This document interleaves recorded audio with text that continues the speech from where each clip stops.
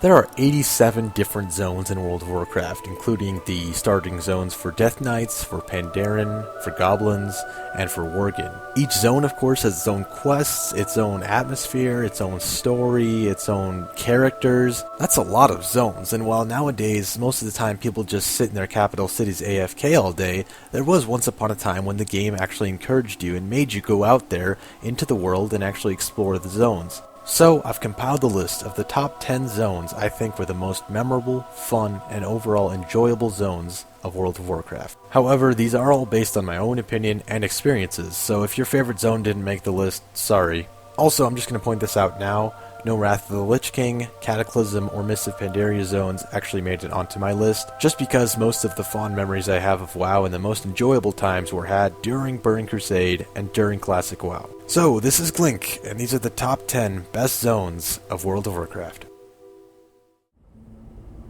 Starting off at number 10 on my list is Degwin Pass. Now I know this zone doesn't have very many quests and is one of the smallest zones in the game, but the whole lonely, creepy, mysterious atmosphere is what really sells it, and there's not really any other zones like it in WoW. Plus, it does have Kael'thas, a really great raid from Burning Crusade. One of the most infamous mysteries of Degwin Pass is known as the Kael'thas Crypts. This is basically a huge sealed-off underground area that people have been glitching into for years now, and under there's this huge room filled with water and floating dead bodies. So for its creepy and ominous atmosphere, Degwin Pass is number 10 on my list of the best WoW zones.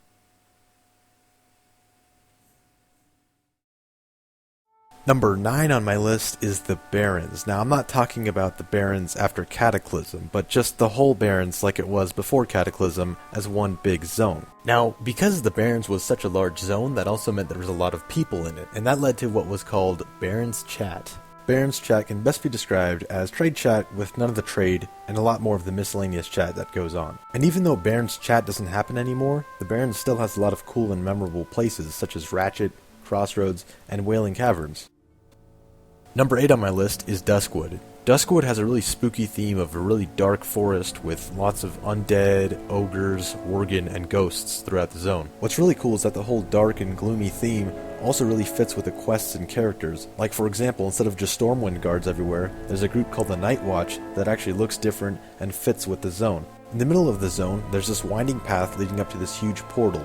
Most people don't know what this is for, but actually back in vanilla, these portals that are scattered all throughout the world used to have world bosses in front of them, but were later taken out. Probably the coolest part about this zone is Raven Hill. This is basically a huge cemetery with all kinds of undead monsters and stuff all around. There are 2 undead elite mobs here, and there's an abandoned house at the top. Surrounding the whole thing is this huge purple aura, and it really immerses you in the game. It's really spooky and really cool. Number 7 on my list is Hillsbrad Foothills. There are some pretty cool places in Hillsbrad, like Purgation Isle, Ruins of Alterac, and Ungoro Crater, formerly Dalaran City. But I'm not gonna lie, the main reason I love this zone is just because I have so many memories of world PvP between Terran Mill and South Shore from Classic and Burning Crusade WoW. Basically, Terran Mill and South Shore were major questing zones for Horde and Alliance respectively. So inevitably, Horde players and Alliance players ran into each other, fought each other, and then their friends got involved, and then their guild got involved, and before you knew it, it was an all-out, huge world PvP fight between the two factions. And then sometimes Horde would raid South Shore, Alliance would raid Terran Mill, they would camp each other's quest givers. It got pretty crazy at some points. However, this never happens anymore in WoW due to a few reasons. For one, South Shore is no longer an Alliance town, because after Cataclysm it became basically just this questing area for the Horde. Hillsbrad is kind of out of the way now for Alliance, you rarely see Alliance questing there. And honestly, at the lower levels, you don't even really need to quest anymore. You could just do dungeons all the way to level 70 and level much faster than just doing quests. But Hillsbrad still has a place in WoW's history for the massive world PvP battles that used to occur.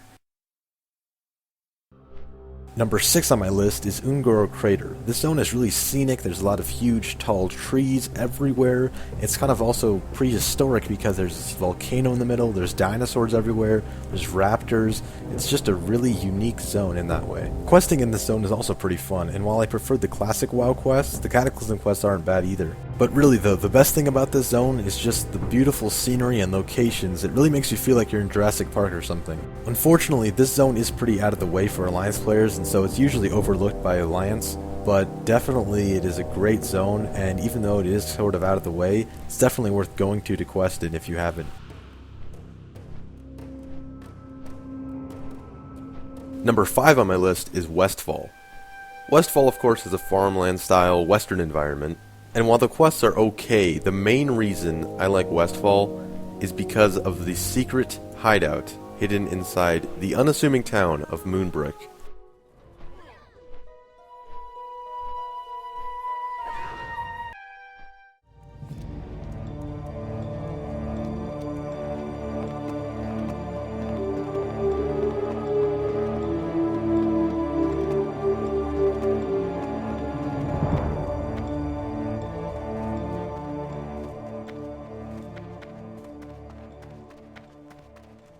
That's right, I'm talking about the Dead Mines, and I mean the original Dead Mines. The Dead Mines was the best dungeon I've ever played. It might be because it was the first dungeon I've ever played, but just the dungeon itself was also just really cool. And it's still okay now, but the classic WoW version was the best. It had all the memorable boss fights. The whole journey through the dungeon was just so awesome and so incredible. I think that is enough reason to make Westfall pretty high up on this list, just because Dead Mines was amazing. Number 4 on my list is Nagrand. Now obviously the scenery on this map is just amazing. It's like a huge safari type zone, and to complement that, the huge Clefthoof and Tabolgs and all the Outlands wildlife are just roaming all over, and that really adds to it. Another great thing about this map is the Hala PvP zone. Now in Burning Crusade, this was really amazing because Alliance and Horde could fight over a piece of territory in the middle of the map, and it just got really fun, it got really intense, and there were just huge raids fighting each other, sort of like Hillsbrad, except it was more organized, and you also fought for the Hala battle tokens to get the Tabolg mounts. Plus the quests were also really cool, like the Circle of Blood quest line where you have to fight all those opponents in the Circle of Blood, and not to mention from PvP, the Nagrand arena map is here, which is also a really fun arena map.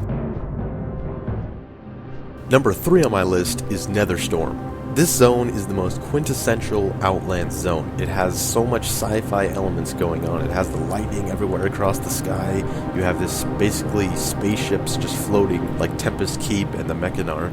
And then you also have the huge rock formations that are just floating in space. It really makes you feel like you're in space and you're in Outlands. In contrast to all of this though are the ecodomes, which are basically like lush green jungles contained within these purple spheres of energy, I guess. And on top of all of that, you have one of the most challenging raids of all time, Kael'thas in the Eye of Tempest Keep.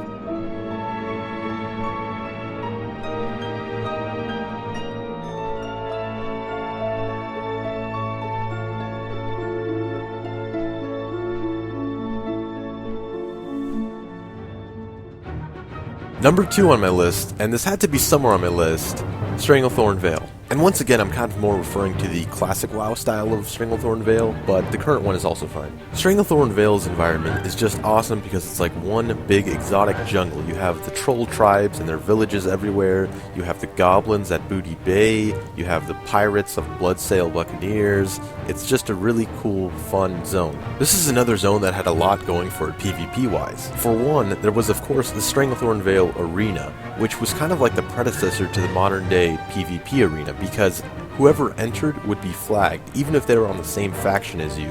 So it was basically like an all-out free-for-all, and people would often fight for the chest that spawns in the middle. On top of that, there was also a lot of world PvP in general in this zone. In classic WoW, I remember constantly running into Horde players and attacking them or getting attacked myself. And of course you have Booty Bay, which is one of the most iconic cities of WoW. It was also the original neutral city, except unlike Shathras City and Dalaran City, which are sanctuaries where you can't really attack players of the opposite faction, in Booty Bay you could attack whoever you wanted, it's just that the guards would beat your ass if you did. And you have the Stranglethorn Vale fishing extravaganza every Sunday. This zone also had great quests, such as the Nezingway quests and the Booty Bay questline.